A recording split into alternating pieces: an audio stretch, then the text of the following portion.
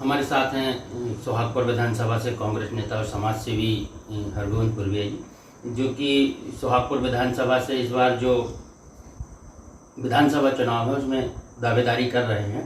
तो आज हम सीधी उनसे बात करते हैं, हरगोविंद पुरविया जी से, कि वो जो सोहागपुर विधानसभा में आगामी चुनाव होने वाले हैं उसको लेकर अपनी दावेदारी कर रहे हैं। तो उनका क्या विजन है और किन तैयारियों के साथ, कांग्रेस की क्या तैयारी है, उनकी पर्सनल क्या तैयारी है, उसको लेकर वह किस तरह से विधानसभा चुनाव में उतरेंगे। हरगोविंद पुरविया जी, आपका स्वागत है। आप इस बार सोहागपुर विधानसभा से कांग्रेस के प्रत्याशी के रूप में दावेदारी कर रहे हैं। तो इस बार कांग्रेस का क्या विजन है विधानसभा क्षेत्र में, मतलब क्या तैयारी है और क्या लेके कांग्रेस पब्लिक में नहीं? भैया देखिए, कांग्रेस की तैयारी तो बहुत अच्छी है और माननीय कमलनाथ जी ने जो घोषणाएं की हैं उसमें भी पब्लिक का रुझान है। दूसरा, मैं भी गांव-गांव गया, मैंने भी वहां देखा तो पब्लिक का तो बहुत रुझान है, इस बार कांग्रेस आना चाहिए।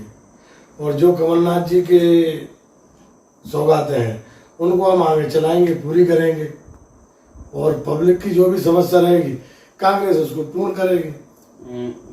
कांग्रेस में और भी दावेदार हैं जो अपनी दावेदारी विधानसभा चुनाव के लिए कर रहे हैं। आप भी इस बार पहली बार सोहागपुर विधानसभा से दावेदार के रूप में अपनी दावेदारी हाईकमान तक अपनी बात पहुंचा चुके हैं।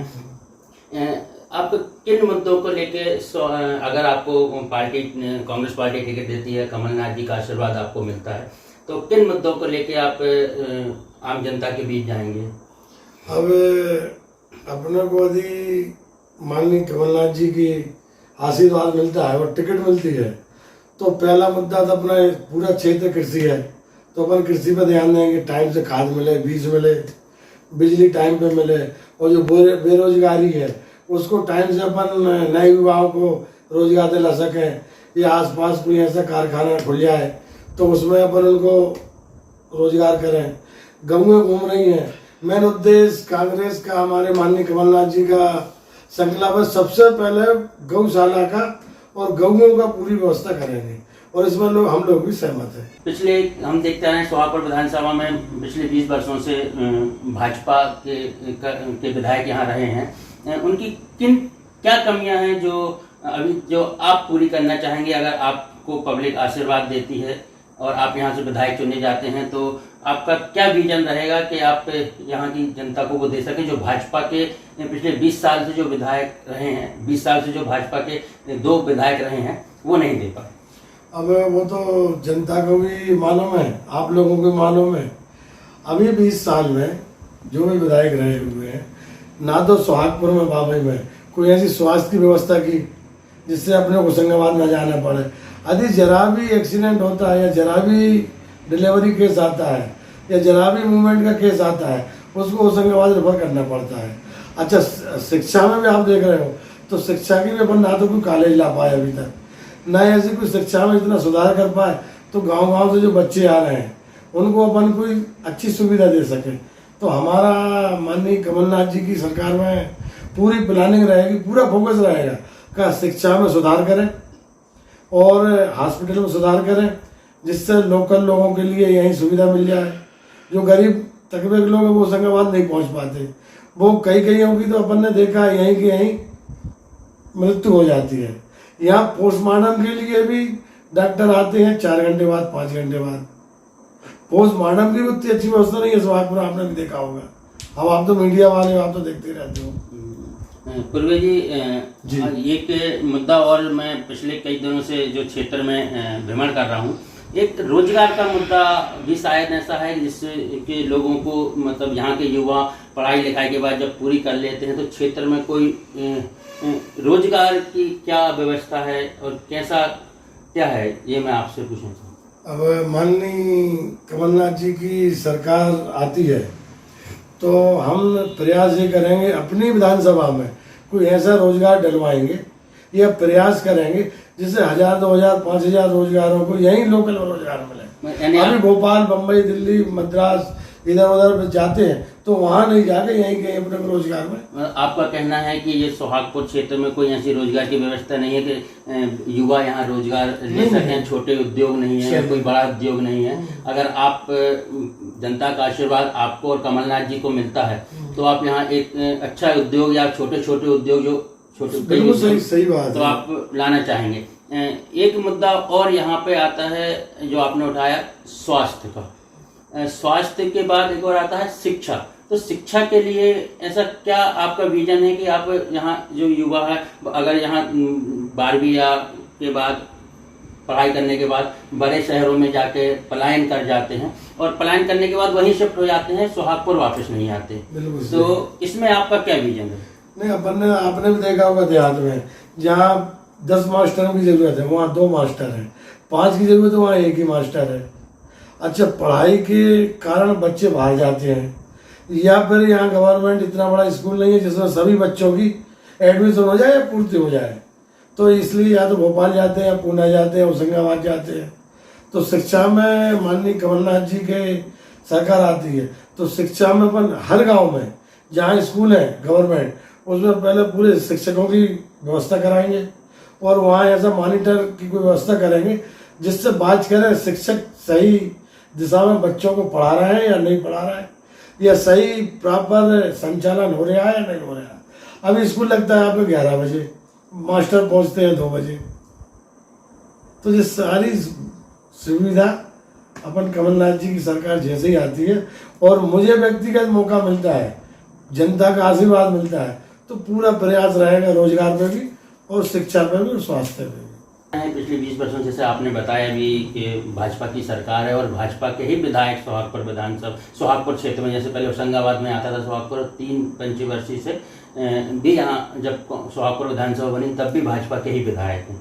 तो यहाँ पे न्याय व्यवस्था कैसी क्या है? आम जो नागरिक होता है वह अपनी गुहार लेके किसी शासकीय कार्यालय में जाता है और उसको क्या न्याय मिल पाता है या कैसा क्या है? नहीं भैया, उसमें देखिए हमारी सरकार आती है कांग्रेस सरकार, तो उसमें पहले तो प्लानिंग ये रहेगी अपनी का एक ही सुनवाई में काम होना चाहिए। पुलिस हो, तहसील हो या SDM ऑफिस हो, जनपद हो या शिक्षित हो, तो एक ही सुनवाई में हर युवा का या बुजुर्ग का काम होना चाहिए। अभी क्या हो रहा है अपन देखते हैं, आधार कार्ड बनवाना है या मूंग का रजिस्ट्रेशन कराना है, गेहूं का रजिस्ट्रेशन कराना है, तो इतनी लंबी कतार रहती, 1 हफ्ते 4 दिन से पहले काम होते नहीं है।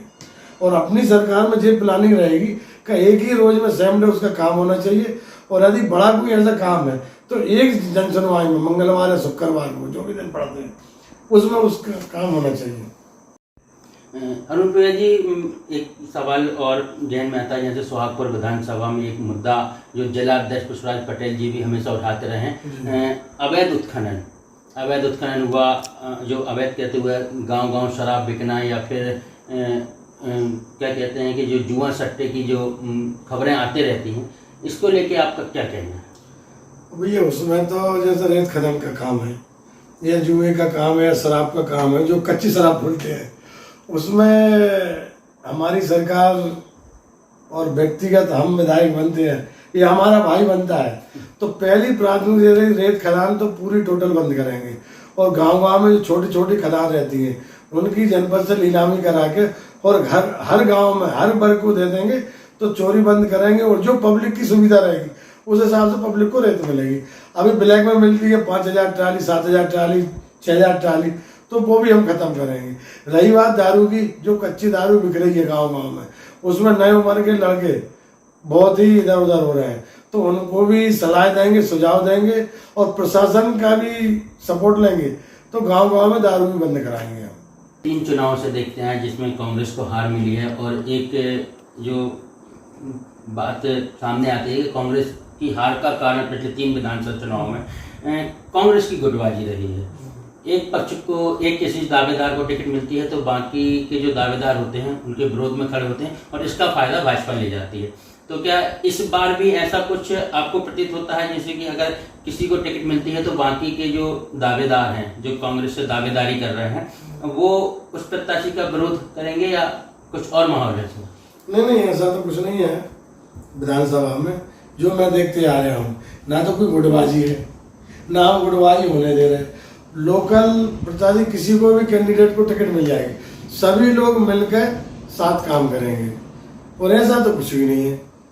गुटबाजी का ऐसा कहीं भी कुछ भी नहीं है, ना गुटबाजी होने देंगे, ना भी है। सभी लोग साथ आते जाते, टिकट सभी मांग रहे हैं, जिसको पार्टी मौका देगी उसके साथ सभी लोग रहेंगे, तन मन धन से सभी प्रकार से रहेंगे। इस बार आप सोहागपुर विधानसभा में दावेदारी कर रहे हैं, तो आपके द्वारा क्षेत्र की जनता के लिए अभी तक क्या किया गया है कि क्षेत्रीय जनता आपको आशीर्वाद दे और यहाँ से आपको प्रतिनिधि चुने? देखिए, एक तो मैं क्षेत्र का निजी मूल निवासी हूँ, लोकल हूँ कहना चाहिए, और क्षेत्र में आए दिन जो भी धार्मिक कार्य होते हैं उसमें हमारा सहयोग रहता है, बढ़ चढ़ के हम जाते हैं। खेल कूद में हमारा रहता है, सांस्कृतिक कार्यक्रम हमारा रहता है। अभी कोरोना काल में 2 बार में हमने जो भी हमसे स्वास्थ्य में मदद बनी वो हमने मदद की, बढ़ चढ़ के मशीनें दी हैं, मरीजों को लाना ले जाना, सहयोग करना। अभी मैंने खुद ने 3 बार परिक्रमा की नर्मदा जी की। अभी भागवत कराई, 2007 से कराते आ रहे हैं। अभी पिछले फरवरी में मैंने कार्यक्रम किया था अपने यही ग्राम में करणपुर में, 1.25 करोड़ शिवलिंग का, बहुत अच्छा कार्यक्रम था। और जब भी जैसा समय आता है, सम्मेलन है बच्चियों का, आदिवासी बच्चियों का सम्मेलन है, या गांव में या कोई गरीब तबके की फीस देना है या कोचिंग की फीस देना है, वो मैं समय समय में सहयोग करता रहता हूँ। इस हिसाब से मेरे को जनता भी थोड़ी सी समझती है, जानती है, और जनता का सहयोग भी मिला। पूर्वी जी, विजय शंकर शर्मा जी के कांग्रेस में आने से कांग्रेस को एक नई एनर्जी मिली है। क्या आप इसको किस नजरिए से देखते हैं कि उनके कांग्रेस में आने से कांग्रेस मजबूत हुई है और कांग्रेस जो प्रदर्शन करती थी तो और अच्छा प्रदर्शन करेगी विधानसभा चुनाव? नहीं भैया, देखिए जो नर्मदापुरम में जो 4 सीट है, मजबूत तो पहले से थी, लेकिन माननीय शर्मा जी के आने से थोड़ी सी और मजबूत हो गई है। और शर्मा जी जो क्षेत्र के जाने माना नाम है और बड़ी फैमिली है, बड़ा परिवार है, धार्मिक लोग हैं, तो कहीं ना कहीं कांग्रेस को उनसे राहत तो मिलेगी। इस बार मध्य प्रदेश में आप क्या देखते हैं, कांग्रेस कितनी सीटों के साथ जीत हासिल करेगी और क्या परिणाम रहेंगे विधानसभा चुनाव के? उसमें कमलनाथ जी ने इतनी प्लानिंग और इतनी उससे बारीकी से कर रहा है माननीय राजा साहब, कि कम से कम अपनी 150 सीटें आएंगी, और मान लो 1-2 हज़ार होती है, उससे अब कोई फर्क पड़ना नहीं है। मतलब आप जो कहना चाहते हैं कि पिछली बार जो सिंधिया जी के पार्टी छोड़ने से सरकार गिर गई थी, तो इस बार इतनी सीटें लेके आएंगे कि ऐसा कोई वो नहीं होगा कि सरकार गिर जाए। मतलब इस बार आपकी सरकार पूरे 5 सालों जनता की सेवा करेगी। नहीं, देखिए, सरकार तो अपनी कांग्रेस की बनी हुई थी, वो तो बीच में सरकार की चोरी हो गई है। कमलनाथ जी ने सरकार तो बहुत अच्छी बनाई और सभी जगह सब ठीक रहा, लेकिन कुछ विधायक जो विश्वास पात्र नहीं थे वो पार्टी छोड़ के चले गए। अब कमलनाथ जी किसी पे भरोसा नहीं करेंगे, जो ठोस कैंडिडेट रहेगा, विश्वास पात्र रहेगा, उसी को टिकट देंगे और उसी को चुनाव लड़ाएंगे। हमारे साथ थे सोहागपुर विधानसभा क्षेत्र से कांग्रेस नेता हरगोविंद पुरविया जी, जो एक समाज सेवी हैं, जो क्षेत्र में लगातार समाज सेवा का कार्य करते आए हैं, और उनसे हमने जाना कि किस तरह से वह इस बार सोहागपुर विधानसभा से दावेदारी कर रहे हैं, उनका विजन क्या है और क्या लेके वो विधानसभा चुनाव में जाएंगे। तो देखते रहिए, हमारे साथ बने रहिए अगले एपिसोड में।